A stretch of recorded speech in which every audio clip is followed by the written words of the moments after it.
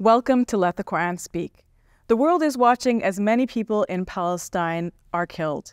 We look at just war theory and how it applies to the situation in Gaza. Dr. Shabir, welcome to Let the Quran Speak. Pleasure to be on. You know, it's really hard to watch the news these days and to be on social media, Dr. Shabir, and see so many children being killed, buildings turned to rubble, hospitals, schools, all sorts of infrastructure basically destroyed. And Dr. Shabir, I want to understand, does the Quran and does Islam offer any sort of example in terms of how war should be carried out? Of course, we don't want war ever, but there are some circumstances in which war is required. And are there any rules of engagement, so to speak, for war? Yes, the rules which are and principles which are given in the Quran and the life example of the Prophet Muhammad, peace be upon him, can fall under three categories or three broad subject headings, which medieval theologians have discussed under the broader rubric of just war theory. So, before Muslims entered the scene, there were Christians and Jews, scholars of these great religions, had to think about when is it justified to go into war. On the one hand, you can have a completely pacifist stance, but that doesn't seem to work for most situations. Or all situations. And then on the other hand, you can have a totally aggressive stance, which of course we all reel from. So in between, there has to be a balanced approach to say, okay, on the whole, we will shun war and we will avoid war, but there may be some circumstances when we go into war. But if we're going to go into war, we must observe these broad principles. So the medieval theologians used Latin terms to categorize the principles. They spoke about justifications for going into war, a just conduct of war once you're in it, and a just settlement after the war is over. So the Latin terms they used were jus ad bellum, and then for justifications within the war, or just conduct within the war, jus in bello, and for after the war, jus ad bellum, justice after the war is over. So if we look at justifications for going into war, the war has to be fought with a right intention. It cannot be because we are enraged or because we seek revenge or something like this. Usually it is to right a wrong.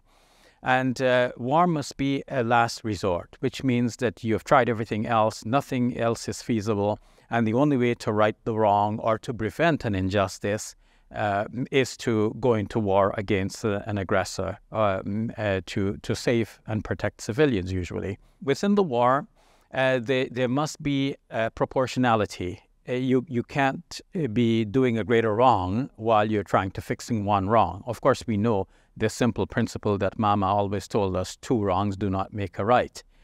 So you cannot inflict one harm to, make right another harm. So what you're doing in the war must be a lesser harm than the greater harm that you're trying to eliminate. And very important in this category, the just conduct within war, is that you must ensure civilian immunity. Civilians by no means should be harmed. Of course, in the tussle and toggle of tussle and whatever of war, some civilians will be harmed, but one has to see the overall situation. To what extent is this justified in terms of trying to achieve the greater goal of preventing the wrong which you started out to prevent? But if there is massive casualties of civilians to be expected, then this is totally unacceptable. Justifications after the war is over, or the just settlement of war, let's say. If hostages are taken, then hostages are to be repatriated. If infrastructure is damaged, then infrastructure has to be repaired. The winning side usually has the responsibility of repairing what harm has been done. I say the winning side is more so the perpetrator. The one who initiates the war has to foresee the end game, and the end game has to be something that we can all live with. And the one who goes into war has to see that in the end, we are going to, yes, we might cause some damage during the war, but we will be committed to repairing the harms that we have done. Okay, so Dr. Shabir, given that just war theory then, let's look at the Quran and see what it says and if it sort of aligns with this just war theory. Yes, the Quran actually, surprisingly, though the Quran was revealed some 1400 years ago, many of the statements in the Quran and also in the life example of the Prophet, peace be upon him, show consciousness of this just war theory. So, for example, the Quran in Surah 2, verse 190 says, "You are only to fight against those who are fighting against you, but you are not to be an aggressor because God does not like those who are aggressive." In Surah 22, verses number 39 and 40, there is justification for going into war. So the permission is said there to be given for the believers to go into battle because they have been driven out of their homes without justification. They have been attacked and even killed. And it is necessary for the believers to defend the places of worship, including the synagogues, the monasteries, and the hermits in which the monks dwell. And had it not been for this, then all of these places would have been demolished by aggressive forces, especially in those days when religion did not have the kind of freedom and protections that religion can generally expect today. So believers were expected to mount defenses, not only for the mosques, but for the places of worship of the other religious entities as well. So justification for going into war. And of course, war is the last resort. We see this from the life example of the Prophet, peace be upon him. He is making every attempt to enter into treaties, especially the Treaty of Hudaybiyah. And he practiced defensive maneuvers like the Battle of the Trench, which is called a battle, but in fact it was a defensive maneuver where he dug a trench to stave off the enemy invaders. So that's for going into battle. And then within the battle, the Prophet Muhammad, peace be upon him, is known to have declared civilian immunity. On one occasion, it so happened that one woman was killed, and the Prophet, peace be upon him, was quite perturbed over this, as reported in Sahih Muslim, and he kept asking, like, why was this woman killed? Till it registered with his companions that this is a no-go zone. You cannot kill non-combatants. And after the war, there was repatriation. Surah 47, verse number 4, for example, speaks about freeing the captives after the end of war, when the war lays down its burdens, as the Quran puts it. So we find justification for going into battle if and when necessary as a last resort. Just actions within the war when you're caught up within it, and just practices at the end of a war to make sure that there is peace and justice that comes along with it. Mm-hmm. Dr. Shabir, looking at the Israeli onslaught on Gaza right now, what are your thoughts on what's going on and how this relates to just war theory? Well, we see that the just war theory is just, thrown out of the window from the get-go, because from the very inception, when Israel was attacked, the decision to go into war was almost automatic. There was hardly any deliberation. Other nation-states started to offer weapons, presumably for defense.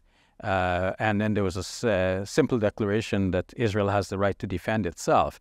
And yes, nobody can argue with the right to self-defense, but what was being planned here is not the defensive maneuver, but rather an offensive. And one might say that the best defense is an offensive, but one has to calculate the cost of civilian lives here. And when the weapons are being supplied for this offensive, one has to very easily calculate that these weapons are going to be, dropped on a very narrow strip of land, which is densely populated by 2 million people. I mean, to give a sense of the size, it's only 10 kilometers wide by about 25 kilometers long. This can fit in, downtown Toronto. Yeah, I mean, many times over. In downtown Toronto. In the Toronto context, it's maybe from Lakeshore to about St. Clair Avenue in Toronto. So that narrow strip of land, if a bomb drops on there, it's going to affect everybody. And to give a 24-hour ultimatum for more than 1 million people to vacate from northern Gaza to the southern part of this Gaza Strip, And then bombs are being dropped there as well, some civilians being hurt there. The Rafah crossing, which would have been an opening into Egypt, that being bombed as well. So it's clear that this kind of collective punishment not only goes against current international laws, but against just war theory. The very simple principle that within war, civilians have to be left unharmed. And to just simply say, okay, we're warning them to leave within 24 hours, this is not a realistic expectation. And to shut off the water, the electricity, the supply of fuel, and so on, all of this is not only inhumane, but it goes against just war theory. Thank you for sharing your thoughts, Dr. Shabir. We hope for an end to this soon. Sure, we all pray for that. Assalamu alaikum. We have some exciting news to share with you. As you know, Let the Quran Speak has been on TV screens and social media for 22 years. We've been reaching people all around the world, spreading positivity and good and helping people experience the beauty of Islam and the accomplishments of Muslims. We've been shooting in this very space for the past 2 decades. And now, with the help of Allah, we're about to get the keys to Muslim Media Hub. If you like what we're doing, you're going to love Muslim Media Hub even more.